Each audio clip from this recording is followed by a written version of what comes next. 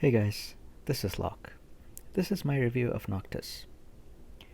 So I'm going to go over his skills and some of the things that make him unique, and then I'm going to talk about the massive global buff that he got, and then I'm going to talk a little bit about his weakness. Actually, when I'm talking about his skills, I might mention some of his weaknesses in there. To start with, I think he has a pretty insane kit. Um, you can kind of compare his anti-damage mitigation to like Black Rose Helena. Basically, like Black Rose Helena will always do damage. You can't really negate her damage because she has a way to bypass all of it. And the same thing can be said of Noctis. Um, so let's kind of look at the ways that he can mitigate it. Mitigate that. Mitigate the. Sorry. Let's look at the ways that he can overcome the damage mitigation that others might have. That's how I should say it. So let's start with the skill. He it's a guaranteed hit skill. So if you're able to get the skill off, then regardless of the enemy's evade, he will always hit. Now the problem with this is that sometimes he might use a different skill because this is a pierce type attack. So he is, like he is basically a slash type unit. You might even have like slash up stuff on him. So he might be doing more damage with slash skills than pierce skills. So on auto, this becomes a problem because he might not want to use this skill. He might want to use something else that has like a 30% chance to hit or something. So that is a problem with auto. For manual players like myself, that's not really an issue, but it is what it is. So I mean, you probably have to do a little bit of tweaking to get him to use the you know to use the skill against evade opponents. Um, he also has his job level 120 skill, which is a barrier break. So against enemies that put barriers up to try to mitigate damage, he might use this. So again, this is another problem that I just mentioned with the evade. Like if an enemy has high evasion and a barrier, he'll probably want to use this skill to try to break the barrier instead of this skill, which he would use to hit very evasive units. So that's a problem with auto, and that's just you have to figure out how to do that. Maybe you have to lower his accuracy intentionally so that he has zero accuracy and he won't be using any skills that is not guaranteed hit against evasive opponents. It's a bit of tweaking required for it. Now, he has this skill, which actually is able to deal with Immortal Spirit and possibly also able to deal with Re-Raise. Now, I have confirmed that when an enemy has Immortal Spirit, so okay, let me explain the mechanics behind this. So whenever he uses a skill, this skill will launch a second attack. It's a magic based attack, so he won't be doing as much damage as with his like regular skills, but it is still there. And against Immortal Spirit, where an opponent survives with 1 health, this will kill that unit. Against Re-Raise, depending on how much HP they get back and how much defenses they have, it may or may not kill the unit, but it will definitely attack a second time after that unit has re-raised. So this is a pretty interesting mechanic, and it adds to the always do damage type of mentality that I just talked about. He also has pretty good stuff in his kit that deals with opponents that have a high defense value.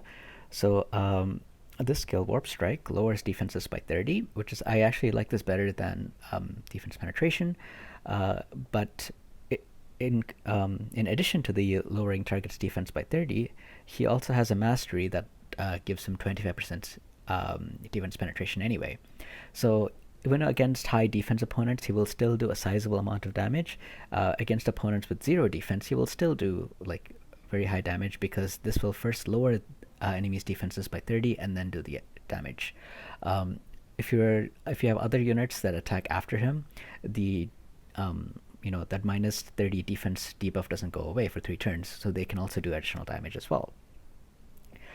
Now, one of his main weaknesses, in my opinion, at least as far as JP is concerned, is that he doesn't really have too many options for slash resist penetration. So he comes with a weapon that you can farm right now, and that weapon gives you 20% slash resist penetration. However, in global, his vision card, got a massive buff that, let's take a look at it, that it gives him 40% slash resist penetration. So if you add this with the 20% from his weapon, he basically gets 60% slash resist penetration. it's very likely that, you know, if you're running especially on Earth teams, or even if you're using him as a central carry or something, you are very likely to be running this card as well, which gives slash resist penetration of 35 for all Earth units. So if you add that all up, that's basically 95% slash resist penetration. And this is like a pretty common setup. You're not doing anything crazy to get to this. So I can see a lot of people just having this, and basically he just basically ignores slash resist penetration, and I think that's pretty crazy. I think, you know, like I think the buff to this card was way too much. Like I think 10 would have been okay. Even 20 is okay, but 40 I think is just too much. I'm very surprised that they actually gave him 40% slash resist penetration as an additional buff and on top of everything he had. But that is what we have, and so he can be like a central carry. There's just one thing that you have to note when he is a central carry. Unlike other units, like for example Cloud, or you know, pick your other like Black Rosalna, whatever you want, right? He doesn't have any like 200% damage modifying skills. He has skills that are like M, which is 165% damage modifier.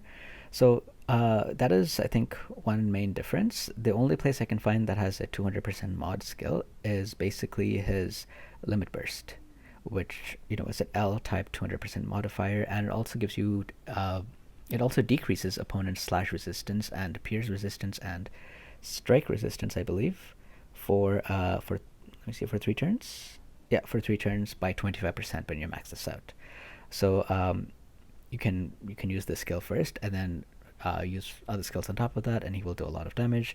This skill will obviously do a ton of damage because it, you know, it always does 25% more damage than, you know, whatever the 200 mod is, because it applies the debuff first. Actually, no, it doesn't. It damages and then applies the debuff. So this is actually, it won't do as much damage as I just thought. I just confirmed it right now by looking at the calc. But it damages first and then it applies the debuff. So any attack you do afterwards, after you use the skill, will do a lot of damage. So basically, I mean, with the right setup, like slash resistance is not a thing for him. Like he will always attack, and that could be good, but it could also be bad on auto when you're fighting evasive opponents, because of what I just talked about. He will probably, or he might be more inclined to use slash skills than pierce.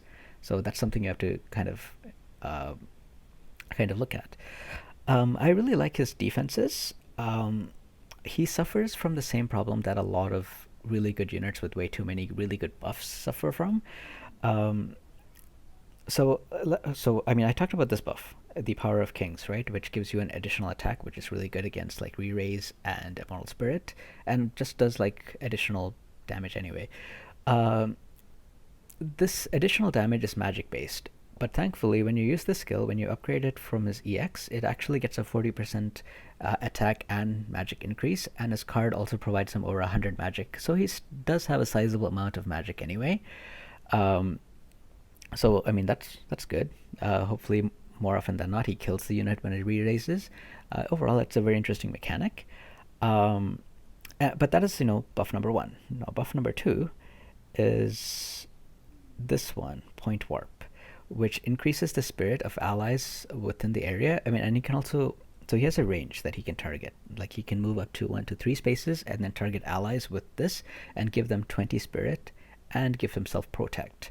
So first of all, that is a skill that both increases his magic and physical damage capabilities.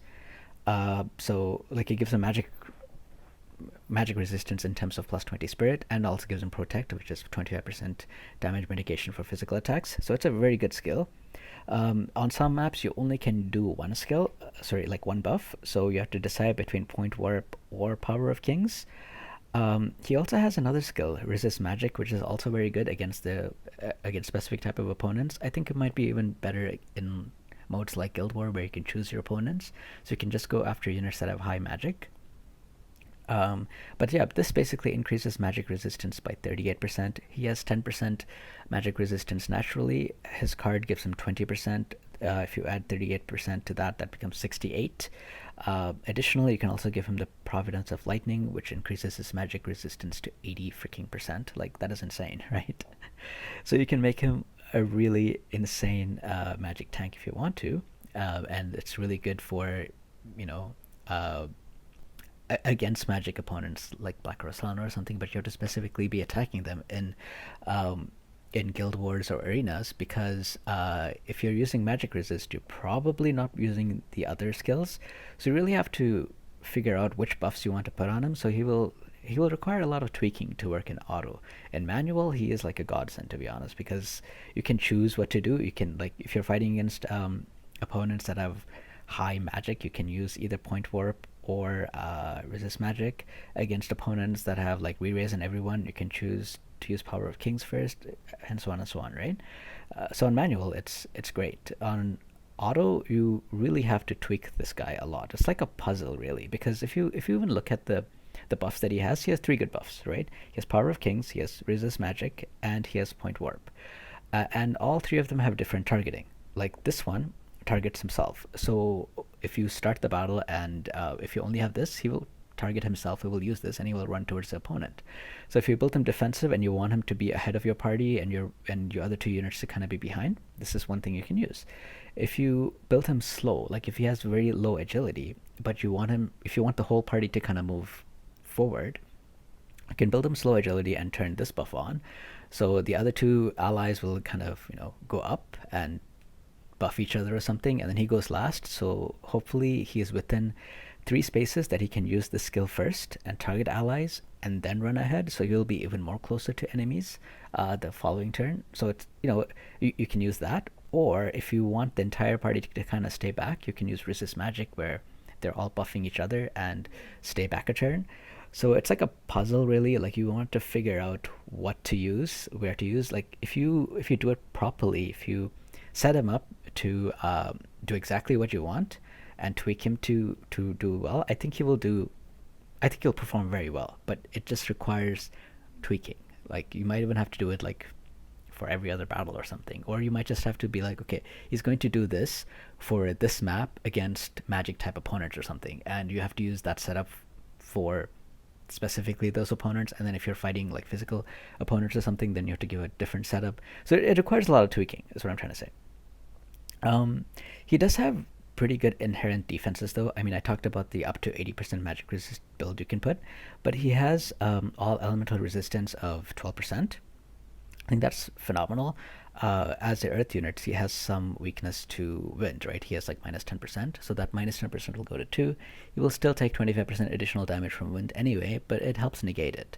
Against enemies like lightning, he will have plus 32% lightning resist. Basically, he'll have plus 12% resistance to all elements, and then depending on what else you have, it will be more or less, basically, right? But this is a very good skill. Like I think I would always take this one, all element resist skill, and depends on what I'm fighting. I might take this, or I might take this, or I might even take this, depending on if I want him to run first or last, or if I want him to move four spaces to 3. You know. Okay, so what else does he have? So I really like this mechanic, like especially for manual. I think he's going to be such a fun unit to play because he has all these things that lets him move around the map like crazy, right? Like, he has two skills. Actually, he has three skills that lets him approach enemies as he's attacking. So he can use Warp Strike, he can use Plunge, and he can use the skill on a sub, Warp Bash, which all uh, you know, attacks enemies at a range, but also lets him move next to the unit that he had just attacked. So I think that's kind of fun to play. It's a fun style. But he also has this one, Point Warp, and also the ninja skill, Poison Mist, which just lets him move around as well. You don't need to attack an enemy. You can just pick the the location that you want him to teleport to, basically, and he will move around. So I think, I mean, for auto, I don't know. You have to like really play around with it. It's going to be finicky to figure out exactly what you want it to do. But for manual, I think this guy will be just like so much fun to play with the style, and also like this secondary attack. Like, it's just like a fun style to be. It's like it's a new mechanic, right? And so I'm looking forward to playing with it, just as it's something new and it's something shiny, basically. And like the play style just seems different, and I think I'll have a lot of fun with it, especially in manual type of play. So I'm really looking forward to that. For manual, I'm always looking for a unit that has, like move 4, jump 2, and a height range 2 skill, and he has that. So he has move 4, jump 2 with this passive, and for a range height of 2 skill, he has plunge, which has a range height of 2. So he's very usable in manual. I think he'll excel at manual, to be honest, because he has so many things that he's going to do really well at. And you can choose what you want to do because you're playing manually. Whereas on auto, you have to decide everything before you get into the battle, and you have to tweak things a lot to get the best use out of him. Overall, I think he's a very good unit. The problem with him is that he's just able to do so many things, and you have to decide what you want to do. So that's the only problem with auto. It's not a problem at all for manual. Um, the second thing that's kind of coming, but this is, I mean, this is the same weakness that everyone except dark or light units will have. There's wind units coming up like Droom that is like a wind tank, right? So that might make wind units popular. So he might be a bit hard to use then. But I think that's just a cycle. I mean, Cloud came out, and now you can be like, well, now Cloud is gonna suck because Noctis came out. Well, that's a cycle, right? Like these elements are always, we always have the flavor of the month or whatever.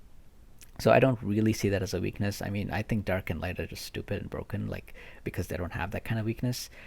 If Noctis was a light element, I think he would be like an insane power level.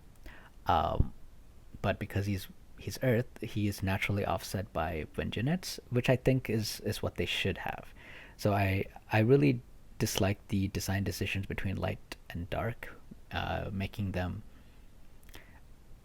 like making them have no real elemental weakness. So I think that's dumb. But yeah, I'm kind of thankful that he's actually not light and dark, because I think that would make him insane, especially with the global buff of 40% slash resist penetration that he received. Um, Let me see, what else did I miss? So his TMR is pretty nice.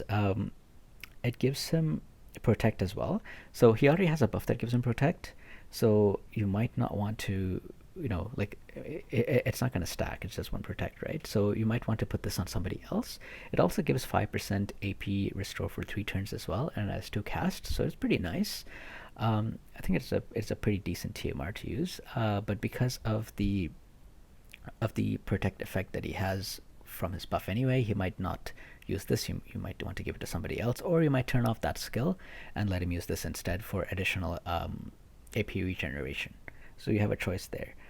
Um, what else? His natural resistances are pretty nice. He has 10% to slash, missile, and magic, which is basically the 3 most common types of damage. He has minus 5% to strike, but there isn't really that many strike enemies anyway, so I think that's a pretty good overall resistance. He also has status elemental resistance to Berserk and Immobilize. It sucks that he doesn't have stop or disable resistance, because they are very, very common.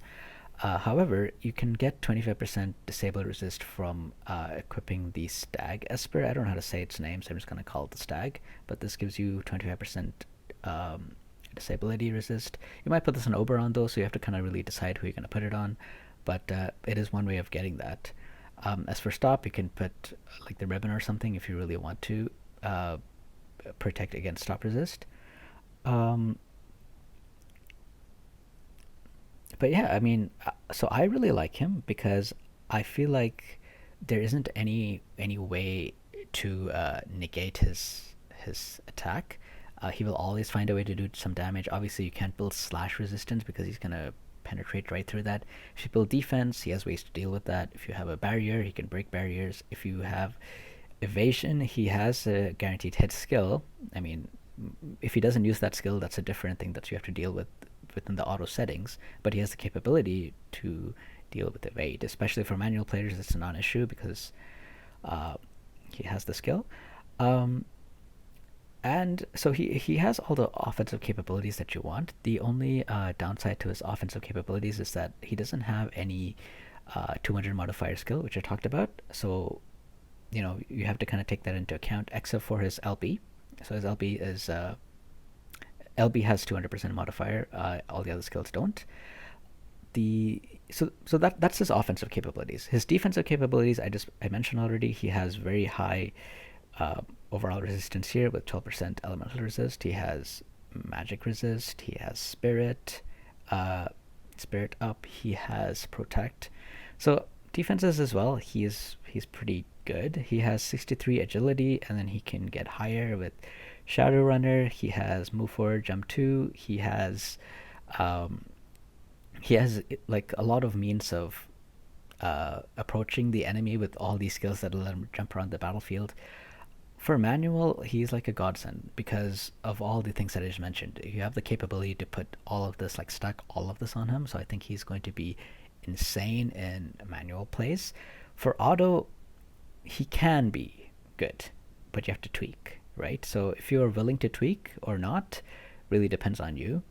Um, and also, I mean, the element that he is in, right? Like the Earth got a lot of really good stuff, and I can see people using it. Like, um, you can put this card on Oberon and use him alongside Noctis, right? And this card gives plus 35 Earth Tuner Pierce attack, so his guaranteed hit will be doing more damage, um, and it can chain with Oberon as well. And then this card, the Solitary Lion, gives everybody Earth attack, 35, and it gives them 35% slash resist penetration on top of that. So these three cards, and the third card being his own card, these three cards together is going to make him do a ton of damage. So with that setup, maybe you want to go for like defensive gear options or something to round out his bulkiness. But overall, he's a very good unit. If you are getting Noctis, I very highly recommend you get his card because I think slash resistance is an inherent weakness, and I think it's probably a good design to have one thing that can kind of slow him down a bit. But for some reason, for global, they decided to get rid of it. And if they give you the solution to get rid of it, you should go for it. That's what I think. So if you are planning to get Noctis, pulling for Noctis, planning to use Noctis, I highly recommend that you get the card because it got a massive buff in global.